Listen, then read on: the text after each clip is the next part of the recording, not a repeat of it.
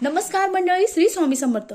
वर्षातून अनेक अमावस्या येतात, पण शनिवारी जी अमावस्या येते ती म्हणजे शनी अमावस्या. अनेकांना शनिदेव म्हणला की भीती वाटते, पण या शनी अमावस्येच्या दिवशी तुम्हाला अगदी साधा आणि सोपा उपाय करायचा आहे.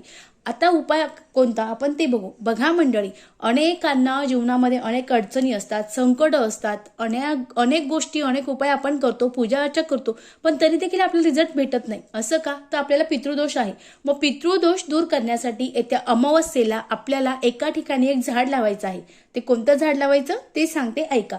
बघा मंडळी, पिंपळाच्या झाडाला विशेष महत्व आहे. या पिंपळाच्या झाडावर लक्ष्मीचा वास असतो, यासोबत आपले जे पितर आहेत त्यांचा वास असतो. मग या दिवशी आपल्याला न चुकता अगदी नर्सरीमधून एक पिंपळाचं झाड घ्यायचं आहे आणि ज्या ठिकाणी जागा आहे त्या ठिकाणी त्या झाड लावायचं आहे. त्यानंतर त्या झाडाची आपल्याला निगा राखायची आहे. जसं जसं झाड मोठं होणार आहे तसं तुमचे जे पितर आहेत ते खुश होणार आहेत, तुमचे जे पूर्वज आहेत ते खुश होणार आहेत. आपला जो शनी दोष असेल, शनी प्रकोप असेल, साडेसाती असेल, ती सुद्धा दूर होणार आहे आणि यासोबत माता लक्ष्मीचा अखंड वरदहस्त तुमच्यावर राहणार आहे.